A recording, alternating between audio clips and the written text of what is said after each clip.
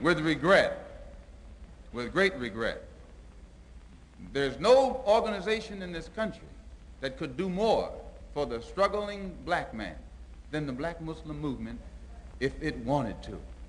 But it has gotten into the possession of a man who's become senile in his old age and perhaps doesn't realize it.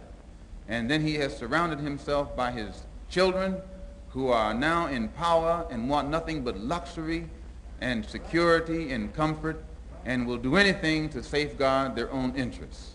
So I feel responsible for having played a major role in developing a criminal organization. It was not a criminal organization at the outstart. It was an organization that had the power, the spiritual power, to reform the criminal. And this is what you have to understand. As long as that strong spiritual power was in the movement, it gave the moral strength to the believer that would enable him to rise above all his negative tendencies. I know, because I went into the movement with more negative tendencies for the betterment of the community by any means necessary. And since tonight we had to get into this old nasty negative subject, we didn't want to bring up our program. We're going to have... But as the African nation got it, we became proud of it. And became proud of it, we began to have something effect with it. But you mentioned conspiracy between the black Muslims and the right wing of this country. Could you elaborate on that? I mentioned the conspiracy between the Muslims and the right wing in this country. I know for a fact that there is a conspiracy between the Muslims and the Lincoln Rockwell Nazi and also the Ku Klux Klan. There is a conspiracy. Describe this conspiracy. Well, the Ku Klux Klan made a deal, or were trying to make a deal with Elijah Muhammad in 1960 in the home of Jeremiah X, the minister in Atlanta at that time, who at present is the minister in Philadelphia. They were trying to make a deal with him to make available to Elijah Muhammad a county, a size tract of land in Georgia or South Carolina, where Elijah Muhammad could then induce Negroes to migrate and make it appear that his program of a segregated state or separated state was feasible. And to what extent these negotiations finally developed, I do not know, because I was not involved in them beyond the period of December 1960. But I do know that after that, Jeremiah, who was the minister throughout the South, could roam the entire South and the Klan not bother him in any way, shape, or form, nor would they bother any of the black Muslims from then on, nor would the black Muslims bother the Klan. Are you inferring then that because of this conspiracy, the attempt was made upon your life? The attempt could have been made upon my life. Ask that again. Are you inferring that because of this conspiracy, the attempt was made on your life? Not necessarily that conspiracy. The attempt was made upon my life because I speak my mind and I know too much, and they know that I will speak it whether they like it or not.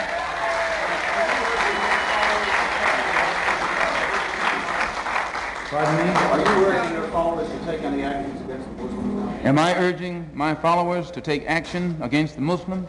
No. No. When you say you rely on Allah or KKK, you've always been some kind of activist. Do you still think that you're going to try to infiltrate the organization and win over some of their supporters? Am I going to try and infiltrate their organization and win over some of their supporters?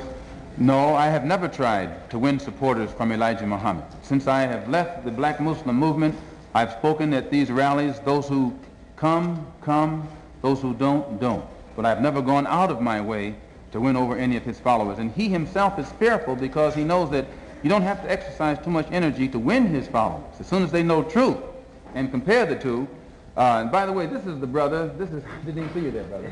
This is Leon Amir, who was Cassius Clay's secretary, whom they beat unmercifully up in Boston. And the court freed the men who beat him. They fined him $100, was it? Yeah, fined him $100. And he was on the inside of the black Muslim specialty squad. And I know it. And it was he who heard Elijah Muhammad Jr. come to New York when Elijah Muhammad was at the Armory in June of last year. Junior stood up and told the fruit, many of whom are here now also, that I should have been killed that my tongue should have been put in an envelope and sent back to Chicago by now. And because Fat Joseph had not done it, they demoted him. He remained captain, but Clarence up in Boston was put over Joseph. And Joseph's authority was curtailed. And then Clarence, the captain from Boston, and John, the captain from Springfield, came to New York to assassinate me and came to him to get a silencer and couldn't get it. So the police know this. It's not something that's new. They just wait until the job is done and then they step in. When you say, do you know that Elijah Mohammad was behind this? Yes, now, Is this your belief? Elijah Mohammad called all of his officials, national officials, to Chicago in October and ordered them to kill or maim any of his followers who leave him to follow me.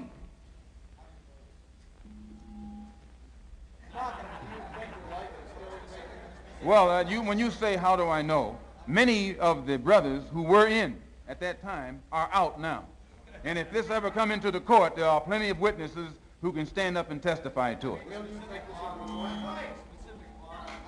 Pardon? Pardon?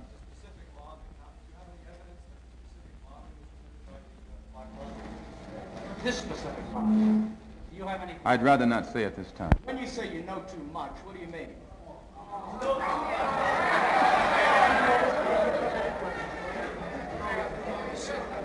Who's the next one? Give them 2 more minutes. Give them 2 more minutes and we'll end it. You said nobody's going to clean up all of us and we'll control it, and you said including the politics. Yes. So what, could you elaborate a little bit on the Yes, politics? when I said that no one can clean up our home but us, and that we will clean it up, including and no one should control it but us, including the politics, what do I mean? I mean exactly that. That the black people. You're thinking of who? Powell? Powell's one of us.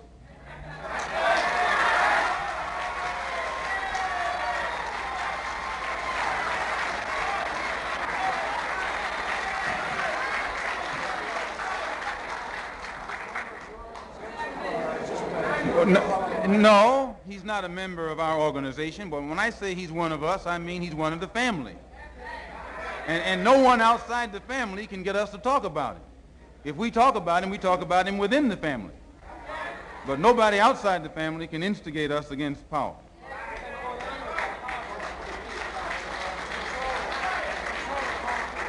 Yes, by controlling it politically, I mean that the politics of the community of Harlem should be controlled by those of us who live in Harlem, not by somebody sitting down in Gracie Mansion.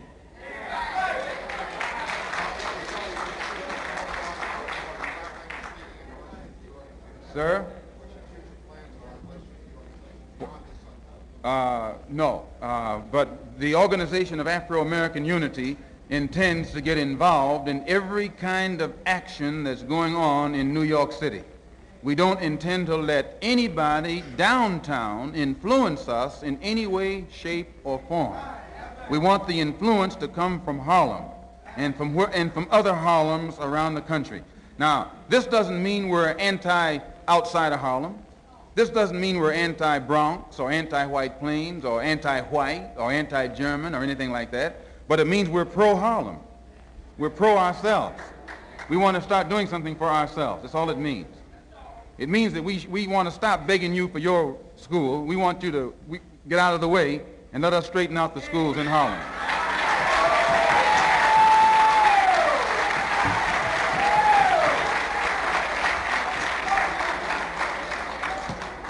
Yes, sir. I'd like to clarify this quote here. You said from tonight on there will be a hot time in your own town. Could you elaborate on I just answered it when I said from tonight on there'll be a hot time in the old town. I answered it when this gentleman over here asked. It's a song that we used to sing. An implication, an implied threat. I never imply any threats to anyone. I'm a Muslim. My religion is Islam. It's a religion of peace. And sir? Yes, I do believe there'll be further attempts on my life. I know them. They're foaming at the mouth. The rank and file Muslim means well. It's those at the hierarchy who are living off the fatted calf who don't mean well. And this coming Sunday at 2 o'clock, as I say, our program will be unfolded. Elijah Muhammad knows he has done some good things, and he has done some bad things. He knows that if he had wanted to, he could have united our people with the Muslim world just by teaching the right religion of Islam. He could have done so. The entire Muslim world would have accepted him. As it is now, the Muslim world has rejected him. He can never go into the Muslim world saying that he's a prophet or that Allah came over here in the flesh. They would cut his head off if he said that over there. I mean, he knows this. None of his followers can go over there without denouncing him. It's impossible for them to go to Mecca or any other place unless they ascribe to Islam as it is ascribed to over there. So he was in a position to unite us with the Muslim world, those of us who are Muslims. He was also in a position to unite us with Africa. But you cannot read anything that Elijah Muhammad has ever written that's pro-African. I defy you to find one word in his direct writing that's pro-African. You can't find it.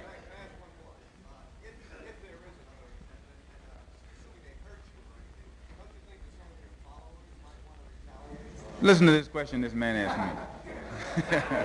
What are you trying to get at? No, he asked me, listen, I got to tell him what you asked me. He asked me, don't I think if I got hurt, you know, wouldn't some of my followers retaliate? What are you trying to say? Or what are you trying to get me to say?